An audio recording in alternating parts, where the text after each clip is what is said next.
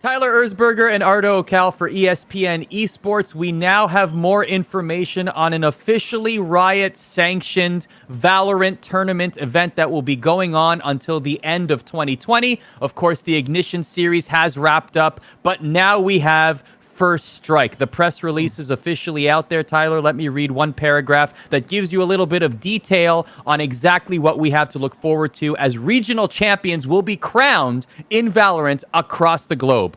First Strike will be a global set of tournaments composed of multiple regional finals taking place across North America, Europe, CIS, Turkey, Asia, Oceania, Brazil, and the Middle East. Each region will host a series of merit-based qualifiers, resulting in multiple Riot-produced top 8 First Strike finals running from December 3rd to 6th. The winners will earn the right to call themselves the first official regional VALORANT champions. Both professional teams and aspiring amateur squads will have opportunities to qualify for the First Strike finals through online tournaments operated by premier esports organizations. So this is Riot getting involved, Tyler, in a very big way, and this sounds very exciting. Yeah, it's actually it's interesting. It's the best we can hope for during these COVID times, right? Where in a world where the global pandemic wasn't a thing, where travel was much more easy for all these regions, Brazil, North America in particular, to travel around the world, hold events, big events, tentpole events, then we would be looking more at like a mini world situation here. But with travel being difficult and without having a gigantic arm kind of pushing it like the World Championship for League of Legends, it's almost impossible to do a major LAN event right now for VALORANT. So this is the best we can hope for currently, and I really like it. There's 8 regions. We're going to have 8 regional champions, and 8's a good number, right? Where it feels like I think this is Riot's tiptoeing way of saying we're going to get some regional champions, and then maybe hopefully by the end of 2020, if everything aligns perfectly, maybe they can start looking towards that first international event, right? Where they'll have 8 teams. 8 teams is a perfect number for an international event. And if these 8 regional champions are told, like, hey, we're going to hold a tournament, it might be a few months into the year, but I feel like this is the first step into having our first international event. We're not going to have these now. We're not going to get everything we want by the end of 2020. But I think crowning some regional champions and having the intrigue of these 8 teams are the best of their region, looking towards 2021 when we could finally, hopefully, have our first LAN, I think it's exciting. It's our first step into a new world of VALORANT, and I'm really excited that Riot's really saying we are not going to let this game, fade into obscurity. We're not going to have third parties have to hoist up. We are going to be a motivated arm pushing this forward, and I think this is a logical step.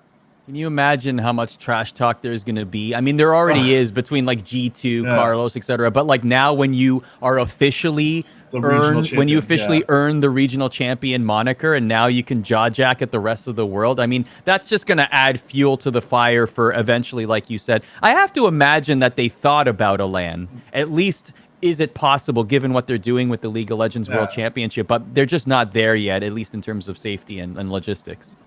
Yeah, I mean, obviously, and there's also the team formats, right? And just how kind of Wild West the scene still is in terms of contracts, where right now we're in a mini offseason and we're seeing many of the North American teams and European teams start switching over. Like these contracts aren't as, law-abiding as, you would say a League of Legends contract, where those teams are secure, what's going on, they have a structured system to go by. But right now in VALORANT, you have teams signing deals left and right, buyouts left and right, people traveling from one team to the next. I think for right now, I think this is the best we can hope for, like I said. But I do think this is Riot saying we're going to have 8 regional champions. 8 is a great number for a tournament. And I do think it's like a thing of, like, I would not be shocked. This is the first strike, right? And I think I wouldn't be surprised if the second strike is that first LAN tournament, be it in, Asia or Europe, or maybe a country where COVID isn't as rampant, or trying to fight a place where it's not as rampant. But I do think we are getting closer and closer to having our first LAN. But I think crowning some regional champions first is a good start. And I think it's going to be a really fun time, especially since we're going to have Worlds for League of Legends. Obviously, it's going to be a bit of a down period for VALORANT. We've already seen this as kind of the off season for VALORANT. But by the time December comes around, there's going to be no esports around. VALORANT is going to own the first weekend of December, so that's going to be really fun.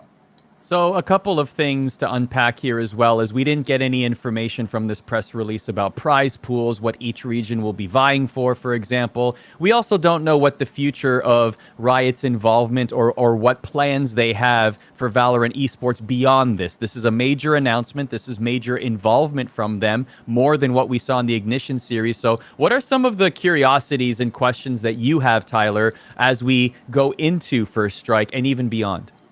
I'm curious about the qualifier system. I'm curious about who's going to be playing in it, what teams. Like, will you be able to swap out players if there's it's going to be a few months process. I'd have to predict that the qualifier starts sometime in October, leading into November, with the finals being in December. Who's going to qualify? Is there going to be residential rules where, can a team switch regions if they want to? Like, I feel there's like a lot of things we have to iron out, but I'm just really optimistic about everything. I feel like, yes, I would love for there to be more Valorant during the World Championship of League of Legends. I do understand that a few Valorant fans feel jilted, where it feels like, yes, Riot's kind of turning the blind eye to Valorant, where there was so much momentum around this game after the Ignition series. Viewership was going up in Europe, and it was doing great, and then it feels like it just went off a cliff, right? The viewership's down on Twitch. It feels like it's kind of in a lull state right now with Valorant. I hope that the First Strike tournament and just kind of the allure of it and the excitement and the optimism brings it back up and starts getting these teams, Hunter Thieves and T1 and all these teams to solidify their rosters. But I do understand that it's a weird time for Valorant right now. It's a really awkward time where there was so much momentum, and then it was a dead stop with the Ignition series kind of ending, and now it's kind of just a trickle of tournaments here and there in Japan, Europe, NA, where we really haven't seen even the top teams like TSM, Sentinels play in a few weeks now. And it really does feel like an off-season period when we really didn't even have a season to begin with, where it feels like we were just getting started in Valorant, and then we had just a drop off, and now we're kind of in a lull.